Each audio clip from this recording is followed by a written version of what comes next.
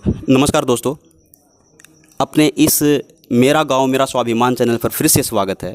आज की जो मुहिम है, आज का जो कदम है, वो कदम नेक्स्ट कदम है। मतलब हम जो ग्राउंड लेवल पर समाज में, देहात में, धरातल पर जो काम कर रहे हैं समाज सेवी, उनमें से पहले इन का इंटरव्यू है जो सरपंच पद, प्रधान पद के लिए उम्मीदवार हैं। उनका नाम है श्री नफे सिंह राठी और हम उनसे मुलाकात कर चुके हैं और उनका इंटरव्यू में सिलसिला अब शुरू करते हैं। तो दोस्तों, ये वो कदम है कि जिससे, इस उदाहरण से कि एक इंसान गांव के प्रति, क्षेत्र के प्रति क्या विचार रखता है और वो अपने इस विचारधारा से क्या परिवर्तन ला सकता है, केवल ये एक उदाहरण है। और ये उदाहरण जब सिलसिला चलेगा, जब हम इनकी विजेता के बाद में जब हम गांव को देखेंगे कि इतना परिवर्तन कर चुके हैं, तो ये एक मैसेज हर एक प्रांत, हर एक देश के कोने में जा सकता है। तो वो कितना बदलाव करते हैं, इस विचारधारा को हम सुनेंगे। और मैंने पहले ही बताया है पहले वाली वीडियो में, इस मेरे गांव मेरे स्वाभिमान चैनल पर गांव का नाम एक्सप्लोर करने की बजाय हम उन काम पर ध्यान रखेंगे, उन सोच पर, उन विचार पर, उन मुद्दों पर बात रखेंगे, जिन मुद्दों के ज़रिए, जिन विचारधारा के बदले हम अपनी इन विचारों को रखने वाले उन हीरो को इकट्ठा कर सकें और उनसे बात कर सकें। तो हम सिलसिला शुरू करते हैं। नमस्कार जी। नमस्कार। आप अब सरपंच पद के चुनाव में उम्मीदवार हैं और आपके जैसे विचारों में या आपके इनविटेशन कार्ड पर जो बातें रखी हुई हैं, उनमें 4-5 बातें रखी हुई हैं: ईमानदार, शिक्षित, कर्मठ, समाजसेवी और मेहनती। हम इनके बारे में जानने से पहले हम आपके व्यक्तित्व के बारे में जानना चाहते हैं। आपने अपना पर्सनल जीवन कैसे व्यतीत किया, क्या आपकी उपलब्धि थी, किस फील्ड में आप काम करते थे। प्लीज़ आप पहले अपने बारे में, अपनी जो पास्ट लाइफ है, अपनी अचीवमेंट, उनके बारे में ज़रा बताइए। देखिए मैं एक किसान के घर से पैदा हुआ और गांव में ही उस टाइम तक जो है ना 5 तक का स्कूल था। 5 तक शिक्षा गांव में ही ली। उसके बाद मैं खरकड़ा, जो हमारे नज़दीक पड़ता है गांव खरकड़ा, वहां पर शिक्षा ली, मैट्रिक पास किया। उसके बाद में जो है ना इच्छा थी कि मैं देश की सेवा करूं। तो उसके बाद भगवान ने मेरे को मौका दिया, फ़ौज की नौकरी मिल गई। उसके अंदर मैंने 32 साल फ़ौज की में देश की सेवा की। हमारे देश के अंदर ही नहीं बल्कि श्रीलंका के अंदर जा कर के भी एक शांति सेना के अंदर शामिल होकर के मैंने वहाँ भी अपने देश का नाम रोशन किया है और वहीं पर मैंने अवार्ड मिले हैं जा कर के। और जम्मू कश्मीर के अंदर भी मेरी तकरीबन 17 साल सर्विस है, जो आतंकवादियों के साथ में मुठभेड़ करके जो है ना हमने जो पदक लिए हैं, जो काम किया है, जो अपने ट्रूप्स को लीड किया है, उसी की वजह से जो है ना मैं एक सिपाही को बड़े गर्व होता है, किसी भी सैनिक को गर्व होता है जो सबसे ऊंचा पद हासिल करके बड़ी शान से, इज्जत से अपने घर आता है और पूरे शरीर के साथ में अच्छी तरह से जो है ना पूरी सर्विस करके मैं जो है ना 32 साल नौकरी करके अपने घर पर सही अपना पूरा शरीर ले करके, इज्जत ले करके जो भी मैं आया हूँ, उसके लिए मैं भगवान का भी और सबका शुक्रगुजार हूँ। और मेरे को गर्व है इस बात का आके मैं देश की सेवा बहुत अच्छे ढंग से की।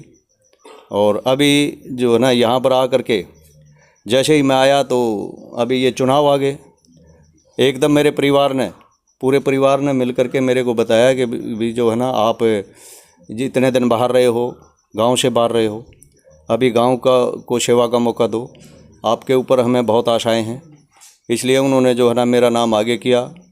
तो मेरा नाम आगे करने से मैं भी मना नहीं कर सका, तो मैंने जो है ना इसको मंजूरी दी इनको, ठीक है। और इनको भरोसा भी दिलाया मैंने अपने परिवार को, अब जिस आस से आप मुझे आगे कर रहे हो, इस पद के लिए आगे कर रहे हो, मैं इस परिवार का जो है ना नाम रोशन करूँगा। ये नहीं कहने दूंगा कि भाई जो है ना इस परिवार ने जो है ना इस आदमी को आगे किया है और वो जो है ना परिवार ये कहे कि भाई जो है ना अच्छा आदमी आगे नहीं किया। मैं कोशिश करूँगा कि अपने परिवार को का ये जो एक नमूना मेरे को नमूना बना करके पेश किया है, इसको जो है ना पूरे गांव में, दूसरे गांव में एक मिसाल साबित हो। वाह जी, बहुत खूब। जैसे सुना कि पता लगा कि इन्होंने फ़ौज से रिटायरमेंट ली है और अपना जीवन फ़ौज में व्यतीत किया है, तो उनके प्रति जैसे अनुशासित डिसिप्लिनरी वहाँ पे सबसे मोस्ट इम्पोर्टेंट रहती है कि देश के प्रति सीमा पर भी सेवा की है, विदेश में भी जाके नाम किया है। तो बहुत खूब कि अनुशासित डिसिप्लिनरी डिपार्टमेंट में रह के उन्होंने सेवा दी है, देश के प्रति काम किया है और रिटायरमेंट लेने के बाद में अब गांव में आके उसी उम्मीद आशाओं के साथ परिवार के सज्जनों ने ये डिसीजन लिया है कि अब गांव की सेवा करने में आपकी जो आधार बनाया जाए, आपका नमूना बनाया जाए, आपको मुख्य चेहरे से देश की के बाद में गांव की सेवा के लिए आपको आगे आना चाहिए। तो इन आशाओं को लेके जब चले हैं तो उन्होंने अपना विश्वास जताया है कि मैं उसी आशा को बरकरार रखते हुए उनको संपूर्ण करूँगा उन कामों को। तो आपके जीवन के इस यात्रा से ईमानदारी, शिक्षित, कर्मठ, समाजसेवी और मेहनती, इन पांचों गुणों का तो चमक और बयान मिलता है कि जैसे मेहनत करने के बाद ही उस पद पर जाया जाता है, शिक्षित होके ही उसमें सेलेक्ट हुआ जाता है और ईमानदारी के प्रति आपने जो पदक लिए हैं वो भी जग जाहिर है। और जैसे मेहनती हुआ, समाज सेवी हुआ। समाज सेवी का ऐसा होता है कि जैसे मान लो ये फौज की सेवा है, देश की सेवा है, देश की सेवा एक बॉर्डर पे रहती है और समाज की सेवा समाज के अंदर रहती है। जैसे जो फौजी होता है वो दुश्मनों से रक्षा करता है हमारे देश की बॉर्डर पे रह के, लेकिन समाज के अंदर जो गंदगी होती है या फिर कम विचारों का जो लोग होते हैं, जो अफवाहें फैलाने वाले होते हैं, समाज को बिगाड़ने वाले होते हैं, समाज को धरातल से और गटर में ले जाने वाले होते हैं, उनसे सेवा करने के लिए, उनसे बचाव करने के लिए, उनको ख़त्म करने के लिए, कम करने के लिए समाज सेवी का अहम रोल होता है। आपने देश के लिए बहुत कुछ किया, अब गाँव में आके आप चुनाव जीतकर समाज सेवी बनेंगे, तो उसके प्रति आपकी क्या राय है? या फिर चुनाव से पहले आपने देश की सेवा के अलावा समाज की सेवा के लिए क्या विचार रखे हैं? समाज की सेवा के लिए यही है, सबसे पहले तो भाईचारा। जो भी अगर दो भाइयों में आपस में किसी भी बात को लेकर के गलतफहमी होकर के आपस में तनाव होता है तो उसको दूर करना। दूसरा, कोई भी बच्चे हैं, नादान हैं, उनको जो है ना गाइड करना आगे, भाई आपके जीवन में सबसे अहमियत चीज़ क्या है, जैसे शिक्षा है, स्वास्थ्य है, उसके ऊपर ज़्यादा ध्यान देना। और कोई भी धर्मात वाली जगह है, जैसे हमारे धर्म, किसी भी धर्म से ताल्लुक़ रखने वाली जगह है या किसी हमारी परंपरा से ताल्लुक़ रखने वाला कोई भी है, उसके अंदर कोई भी संस्था है, कोई भी जो है ना विभाग है, उसके अंदर मैं जो है ना अपनी तरफ से पूरा योगदान देने की कोशिश करता हूँ। बहुत खूब।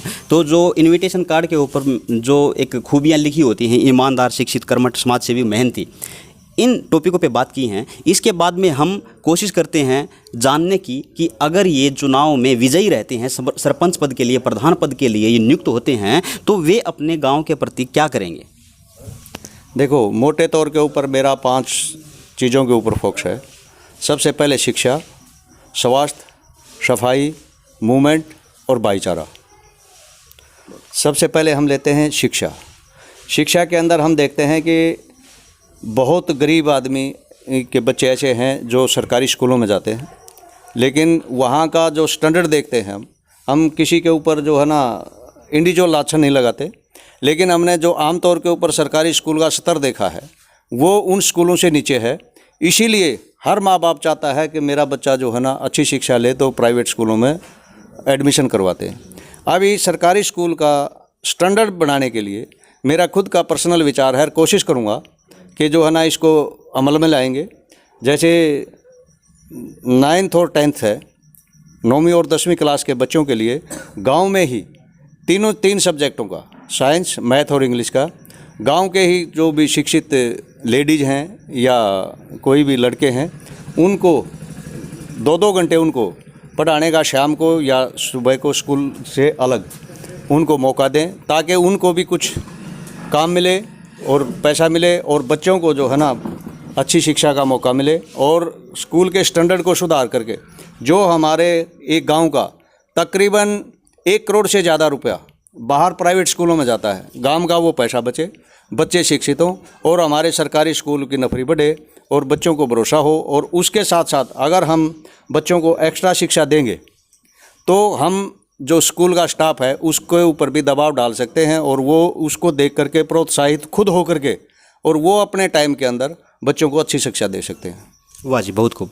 मैंने अपने इन पॉइंट्सों में ये जिक्र किया था क्योंकि मैं भी इसी गांव से हूं और एक धरातल के हर इस पहलू को समझता हूं कि जैसे गरीब परिवार का बच्चा न तो ट्यूशन पढ़ सकता है न प्राइवेट स्कूल में जा सकता है, तो गवर्नमेंट स्कूल से शिक्षा की उपलब्धि कैसे कर सकता है और उच्च स्तर पर कैसे जा सकता है, उसके लिए क्या विचारधारा हो, क्या नियमावली हो और कैसे हम उसमें अमल में ला सकते हैं। मैं इस टॉपिक पे चर्चा भी कर चुका हूँ, अमल भी कर चुका हूँ और बहुत प्लानिंग भी कर चुका हूँ। लेकिन ये पॉइंट आने से पहले ही श्री नफ़े सिंह जी ने ये चीज़ क्लियर की है कि हम कैसे करेंगे, तो ये पॉजिटिव प्लस पॉइंट है। तो मैं इनकी दाद देता हूँ कि जो निम्न स्तर के बच्चे हैं उनके लिए क्या विचार रखे हैं, क्या सोच की है, तो बहुत खूब, बहुत अच्छा लगा ये बात सुन के। तो इस सिलसिलेवार में जैसे इन्होंने बताया है कि 5 मुद्दे हैं, शिक्षा, स्वास्थ्य, सफाई, मोमेंट और भाईचारा, ये इन 5 मुद्दों पे उन्होंने चर्चा की हैं। तो थोड़ी ही चर्चा हम करते हैं कि जो पूर्व योजनाएं थी, जैसे युवा सरपंच चुनने के नाते हम उस विचारों को भी शामिल किए थे कि हम अपने गांव में क्या क्या कर सकते हैं, क्या क्या करना है। तो कुछ लिस्टें बनाई थी, कुछ मैनिफेस्टो में ये चीज़ें लिखवाने की भी कोशिश की थी, कुछ शर्त रखी गई थी, कुछ सुझाव लिए गए थे, कुछ सुझाव दिए गए थे जो पहले की योजना थी। उनमें क्या था कि ग्रामीण निर्माण में पॉइंट बताया था कि जैसे कोई भी ग्रांट मिलता है, गांव में कोई भी निर्माण होता है तो उस निर्माण में हमारे ही गांव के मिस्त्री, राजमिस्त्री, मजदूर, श्रमिक, यानी कि कोई भी ग्रांट आएगा तो हमारे ही गांव के लोगों को उत्थान के लिए, उनके रोजी रोटी के लिए हमारे ही गांव के मिस्त्री होने चाहिए, वहाँ के ही श्रमिक होने चाहिए। ये पिछली योजना में सरपंच के सामने रखी थी जो कि परिपूर्ण नहीं हुई। आप इसके बारे में क्या कहना चाहेंगे? क्या आप ऐसा अमल में लेके आएंगे कि हमारे ही गाँव के मिस्त्रियों को और श्रमिकों को काम मिले, रोज़गार मिले और अपने ही गाँव में वो अपना सर्वाइव करने के लिए? देखो, इससे तो अच्छा हो ही नहीं सकता जब इस काम के लिए अगर हमारे गांव में ही कोई भी मिस्त्री या लेबर उपलब्ध है तो फर्स्ट प्रायोरिटी हमारे गांव को के बंदे को ही देनी चाहिए। ठीक है, उसके बाद में जो है ना, अगर वो अवेलेबल नहीं है तो जो है ना, बाहर से आदमी को ला करके अपना काम तो टाइम से पूरा करवाना है। अगर कोई भी काम है, हमारा टाइम है उसके अंदर 1 महीने के अंदर ये काम कंप्लीट होना चाहिए। अगर हम 1 महीने जो है ना इंतज़ार करते रहेंगे तो उन 5 आदमियों के बजाय जो है ना, जो उस काम से संबंध रखने वाले, जैसे एक उदाहरण के तौर पर मैं गली बताता हूँ, गली जो है ना वो टूटी हुई है या कीचड़ भरा हुआ है, उसके लिए अगर हमें जितना जल्दी करेंगे तो आवागमन पूरा गांव का है उसके अंदर, तो वो जल्दी आवागमन में जो है ना उन आदमियों को जो न सुविधा होगी, तो उसके हिसाब से फर्स्ट प्रायोरिटी तो गांव को देनी चाहिए। ठीक है, लेकिन अगर टाइम के लिहाज से उनके पास टाइम नहीं है तो हम बाहर से भी ला सकते हैं, उससे कोई मतलब डिपेंड होके हमने टाइम वेस्ट नहीं करना है, वो एक अलग बात है। हमारा लक्ष्य ही ये है कि उनको काम मिले। अगर वो पहले ही काम में बिजी हैं तो जरूरत नहीं है दबाव बनाने की, तो दूसरी जगह से हो जाएगी। लेकिन फर्स्ट बात ये है कि हमारे गाँव के मिस्त्री अगर फ्री हैं, जैसे इसी से रिलेटेड एक बात है, मनरेगा के जितने भी मजदूर हैं उनको इस पंचायत में काम ही नहीं मिल रहा। ये सरपंच का, पंच का और जैसे जो मेट होते हैं, जो मनरेगा के जो लेबर लीडर होते हैं, उनका एक फ़र्ज़ है कि वो काम निकाल के दें। लेकिन हमारे ही इस पाने से, हमारे इस जो चुनाव का जो क्षेत्र है, इसमें लेबर को काम नहीं मिल रहा। देखो, इसके बारे में मैं पूर्व सरपंचों के ऊपर कोई लाछन नहीं लगाना चाहता। मैं अपनी भरोसा दिलाना चाहता हूँ कि फर्स्ट प्रायोरिटी हमारे गाँव को ही मिलेगी। बहुत खूब।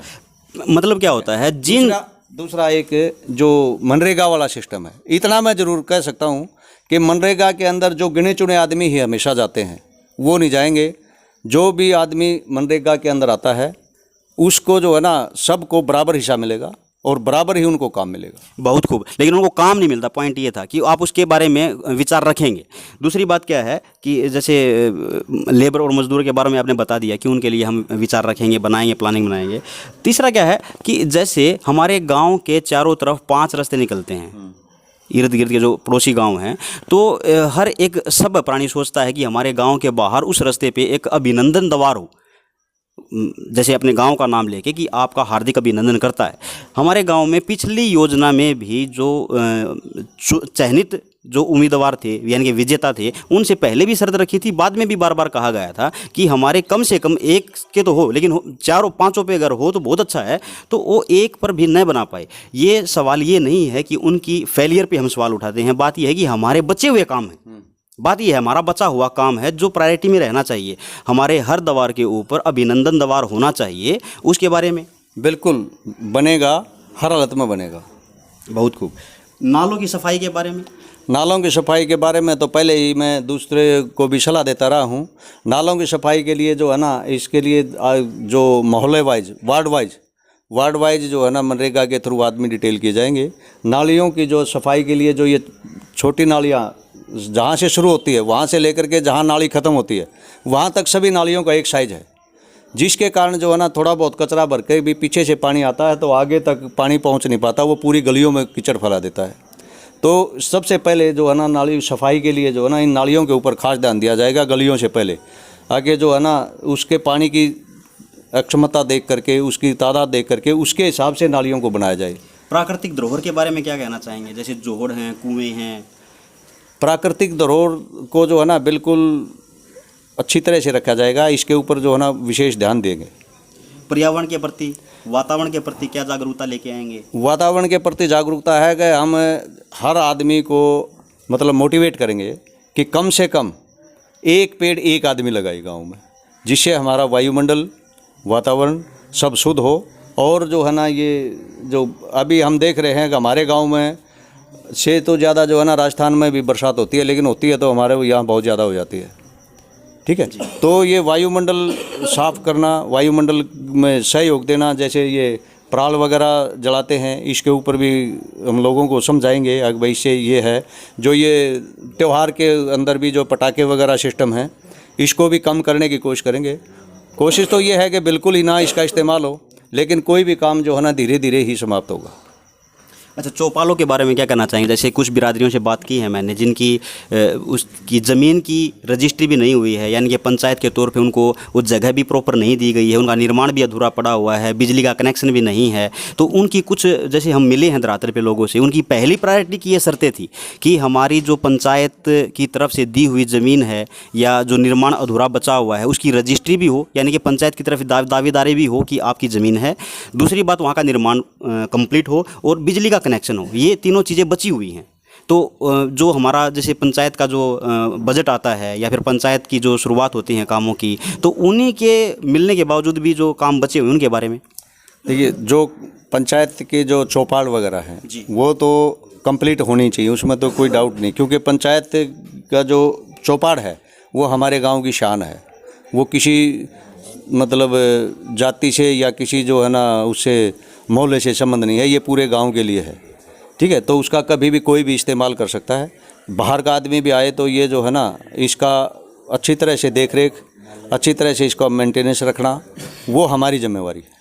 जैसे भाईचारे के लिए सद्भावना बनाने की कोशिश ज़रूरत थी, खेलों का माहौल तैयार करने की ज़रूरत थी, शिक्षा का उचित प्रावधान करने की ज़रूरत थी। ये मेरी जो बातें की हैं, ये जैसे ग्रामीण निर्माण में श्रमिकों की जगह देना, मनरेगा के लोग चारों साइड में जो आवेदन, जो अभिनंदन द्वार बनाने थे, ये पिछली योजना में बातें की हुई हैं जो पेंडिंग पड़ी हुई हैं, जो मैंने चर्चा की अभी कि पहले सरपंच से जो हमने योजना की तैयारी की थी वो हमारी पेंडिंग पड़ी हैं, इनके बारे में चर्चा की है। तो आप उन सभी बचे हुए कामों में सहभागिता देंगे, सुधार के लिए हर संभव प्रयास करेंगे? बिल्कुल, पूरा।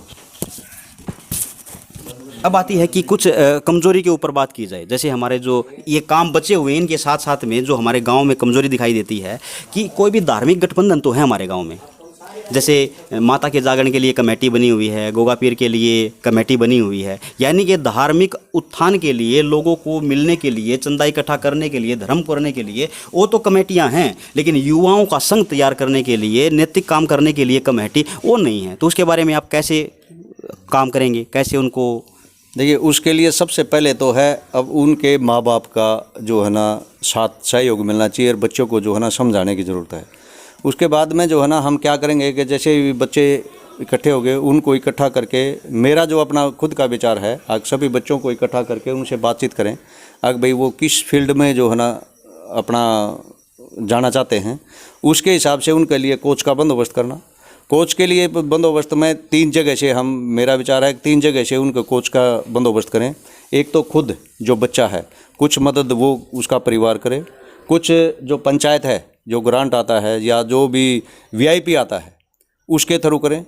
कुछ ऐसा है जी जो धन्य परिवार हैं, सर्विसमैन हैं या जो खेतीबाड़ी में भी अच्छा है, उनसे सहयोग लें ताकि कोच की व्यवस्था हो और उन बच्चों को जो है ना टाइम टू टाइम, खासकर सुबह और शाम, ठीक है, उनको एक एक घंटा दे। और वो जो है ना, अभी अगर एक फील्ड के अंदर एक कोच आता है, मेरा अपना खुद का है, एक कोच आ जाता है और वो जो है ना बच्चों को शारीरिक तौर के ऊपर फिट करता है, तो उससे के दो फायदे हैं हमारे। एक तो जो बच्चे शाम को बाहर बैठते हैं, नमकीन खाते हैं, दारू पीते हैं या ठंडा करते हैं, उसका उनको टाइम नहीं मिलेगा। दूसरा सबसे बड़ा फ़ायदा है, अगर हमारे एक किसी भी फौज में, पुलिस में या किसी भी जगह एक अगर गांव के एक उसके अंदर भर्ती के अंदर 5 बच्चे भी होते हैं, तो साल में जो है ना हर डिपार्टमेंट में एक एक भर्ती तो होती है। यस, मोटिवेशन रहेगा, मोटिवेशन रहेगा, तो कम से कम 15-20 बच्चे अगर जाएंगे तो वो अपने आप उस लाइन के ऊपर आ जाएंगे। बहुत खूब, बहुत खूब। इस वीडियो से पहले वाली वीडियो में इस बारे में डिस्कशन किया हुआ है मैंने कि एक गरीब तबके का लोग या निम्न स्तर का लोग जो मेहनत करते हैं, बच्चे जो मेहनत करते हैं, वो स्पोर्ट्स में आगे नहीं आ पाते या पढ़ाई में आगे नहीं पाते। उसका रीज़न यही है।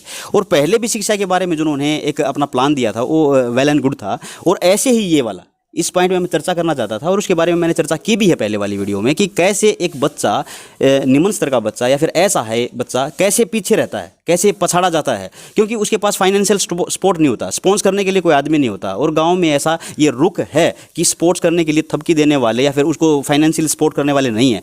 और उसको कंट्रोल करने के लिए प्लानिंग बहुत गजब की है ये, कि जो वेल एंड गुड सिचुएशन में है, जो फाइनेंशियल सपोर्ट हैं ऑलरेडी हैं, जो वेल सिचुएशन में है, उनको बाहर आके उन बच्चों को निकालने के लिए कुछ फाइनेंशियल सपोर्ट करनी पड़ेगी। बहुत अच्छा है। पंचायत के तौर पे सपोर्ट करनी पड़ेगी, ये भी बहुत अच्छा है। और उनके पेरेंट्स को भी कोशिश करनी पड़ेगी। बहुत अच्छा प्लान है। और इन्हीं प्लानों के तहत, इन्हीं बातों से, इन्हीं सद्भावनाओं से हम इस स्तर से ऊपर उठ सकते हैं, अपने देश को, अपने गाँव को सुदृढ़ और उत्थानित कर सकते हैं, मजबूत कर सकते हैं। तो जैसे कुछ और काम हैं जो कमजोरियां हैं, जैसे गरीब तबके के लोगों को खत्ती के लिए जगह मिली हुई थी कूड़ा डालने के लिए, तो उनको उनका हक नहीं मिला, यानी कि जगह नहीं मिली है, वो भी बचा हुआ है। दूसरा क्या है, किसी लोगों को, बहुत सारे लोगों को प्लाट मिले हुए थे पहले वाली योजना में, यानी कि 90 के दशक में, तो उनको उनका मालिकाना हक नहीं मिला है।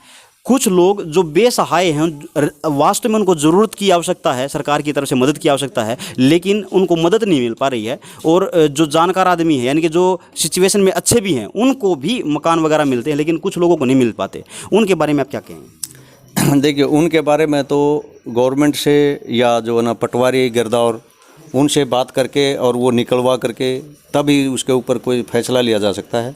क्योंकि इसी चक्कर के अंदर जो है ना गरीब आदमी रह जाता है और अच्छे आदमी उसका डबल फ़ायदा उठाते हैं, जो उसका डबल फ़ायदा उठाते हैं। उसके ऊपर जो है ना, मैं यहाँ तो बातचीत नहीं करूँगा इसके ऊपर, लेकिन मेरा ये है कि गरीब, जो सबसे नीचे वाला आदमी है, सबसे गरीब आदमी है, उसको सबसे पहले स्थान मिले, प्रायोरिटी मिलेंगे। हाँ, बहुत खूब।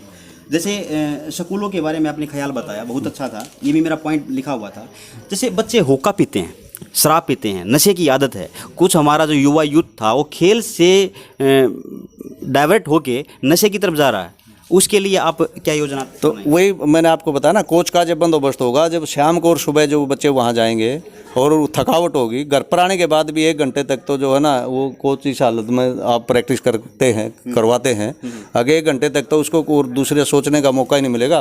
परिवार काम की कहेगा तब भी वो यही कहेगा मैं आराम कर लेता हूँ। बहुत खूब। ये बातें थी कि नशे से कैसे दूर करेंगे, उनके पास पहले ही प्लान है, और खेलों की अवस्था को कैसे सुधारेंगे, पहले ही प्लान है। शिक्षा के बारे में, वातावरण के बारे में उन्होंने एक अच्छी राय दी है। और ये सब बातें हुई। हाँ, बस एक लास्ट पॉइंट है क्या, कि जैसे आपने क्या प्लानिंग रखी है, क्या वातावरण है, मतलब कैसे आप सुधारेंगे, उन पे सब बात होगी। कुछ हैं जैसे हम गांव में घूमे हैं तो कुछ अफवाहों पे हैं, आपके प्रति जो अफवाहें हैं, मैं सोचता हूं कि ये पॉइंट भी बहुत ज़रूरी है कि उन अफवाहों को दूर किया जाए। आप उम्मीदवार हैं, आपके प्रति अफवाहें हैं, आप खुद ही उन अफवाहों को दूर कर सकते हैं। ये बहुत ज़रूरी है आप लोगों के मनों को जीतने के लिए या अपनी अफवाहों को दूर करने के लिए। पहला पॉइंट क्या है, जैसे ज़मीन का विवाद, आपके जो खेत खलिहान की जो ज़मीन है, उनके पास कुछ दूसरी जो समुदाय हैं उनकी भी ज़मीनें हैं या फिर कुछ हिस्से में कुछ ज़मीनें आती हैं।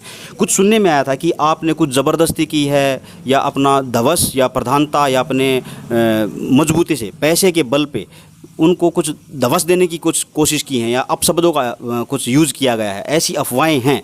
तो आप उन ये अफवाहें हैं, रियलिटी हैं या क्या हैं, उनको आप कैसे दूर करेंगे, उनको कैसे इन बातों के बारे में जागरूक करेंगे, कैसे बतलाएंगे?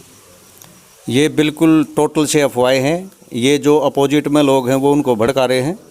उन्हीं की बातें में जो ना आ करके जो अपोजिट तो छोटे लेवल से लेकर के ऊपरले लेवल तक है, सिर्फ वही आदमी उनको इसे ये प्रोपगंडा करवा रहे हैं। मेरा ऐसा कोई ना कभी विचार था, ना है, ना रहेगा। मेरी तरफ से जो भी समाज के अंदर जो भी जीव है, किसी भी इंसान तो अलग बात है, किसी जीव के प्रति भी मेरी कोई किसी किस्म की घृणा या किसी किस्म का उसको नीचे लेवल के ऊपर दिखाना जो है वो कोई नहीं है। ये सिर्फ जो है ना मेरे को इस उम्मीदवार के ये जो बातें आई हैं, जब मेरे को मेरे परिवार ने सरपंच का उम्मीदवार बनाया है तभी जो है ना ये बातें उभर करके आई हैं, और इससे मेरा कोई ताल्लुक़ नहीं है। मैं जो है ना बिल्कुल स्पष्ट करना चाहता हूँ, जो भी मेरे खेत के नज़दीक लगता है अपना जो है ना वो मेरे को कोई किसी चीज़ की ज़रूरत नहीं है सरकारी। मैं खुद जो है ना ये चाहता हूँ कि गांव की जो ज़मीन है वो बिल्कुल गांव की रहे, ताकि बच्चों को खड़ा होने के लिए जगह मिले, पशुओं को खड़ा रहने के लिए जगह मिले। लेकिन उसके ऊपर जो है ये जो बिल्कुल अफवाहें हैं, मैं इसको सिरे से खारिज करता हूँ। बहुत खूब। जो पब्लिक में कुछ 2 पॉइंट है सर, 2 पॉइंट है तो के जैसे बुरे शब्दों का था वो भी खारिज किया है, अपशब्दों का प्रयोग किया ये भी खारिज किया है। जमींदारी और पैसे यानी कि गुरूर और प्रधानता के हवस में बात करना ये भी उन्होंने खारिज किया है। इनकी आत्मा, इनकी जैसे सद्भावना जुड़ी हुई है लोगों से और हमेशा रहेंगी। और जो 5वां है, जैसे लोगों में सुनने में आया है अफवाहें कि वोटों को खरीदने के लिए आपने भरसक प्रयत्न किया है कि लोगों को पैसे बांट कर पैसे में खरीदा जाए। ये अफवाहें हैं लोगों में, तो उनको आप खारिज करते हैं? बिल्कुल सिरे से खारिज करता हूँ। कोई नहीं, हमने जो है ना अपना जो है ना काम से विश्वास दिला करके और उसके आधार के ऊपर भी हमने वोट मांगे हैं, और किसी किस्म का कोई लालच, कोई पैसा या कोई आगे के लिए कोई उसको जो है ना शर्त रखना, ये हम बिल्कुल दूसरों को भी नहीं पसंद करते और ना ही हम इस चीज़ को चाहते हैं। बहुत खूब। एक लास्ट पॉइंट है कि जैसे चुनाव से पहले जो शर्तें दी जाती हैं आदमी उनसे मुकर जाता है। जैसे मान लो आपके भी सपोर्ट में लोग रहेंगे और वो अपने जैसे साथियों को वो चुनाव से पहले वादे करते हैं कि ज़रूरतमंद को ज़रूरत पूरी की जाएगी, और बाद में जब ज़रूरत पड़ती है बोलते हैं तो वो अपने ही साथी को त्याग देते हैं और अकेले ही रहना पसंद करते हैं। पिछले चुनाव में भी देखा गया है, उससे पहले वाले चुनाव में भी देखा गया है कि उम्मीदवार जीतने के बाद अपने ही साथी को त्याग देता है। जिन्होंने पब्लिक में जाके ये अनाउंस किया था कि आपकी ज़रूरत पूरी की जाएगी, तो उनकी वास्तव में ज़रूरत पूरी होती नहीं है। तो उसके बारे में आप कितनी मजबूती से कहेंगे कि हम लोगों के साथ रहेंगे और हर वादे को पूरा करेंगे? देखिए, ये मेरे पिछले कामों के ऊपर या पिछले व्यवहार के ऊपर मेरे परिवार को पूरा भरोसा है, और उसी भरोसे के ऊपर मेरे परिवार ने मेरे को पंचायत में सरपंच का उम्मीदवार बनाया है। मैंने पहले भी शुरू में ही बताया था कि मैं अपने परिवार के, अपने साथियों के जो भी मेरे से आशा रखते हैं, मैं उनकी हर आशा को पूरी करूँगा और अपने उन वादों के ऊपर खरा उतरूँगा। बहुत खूब। बहुत बहुत धन्यवाद आपका वक्त कीमती समय देने के लिए। बहुत विचार, बहुत बहुत धन्यवाद।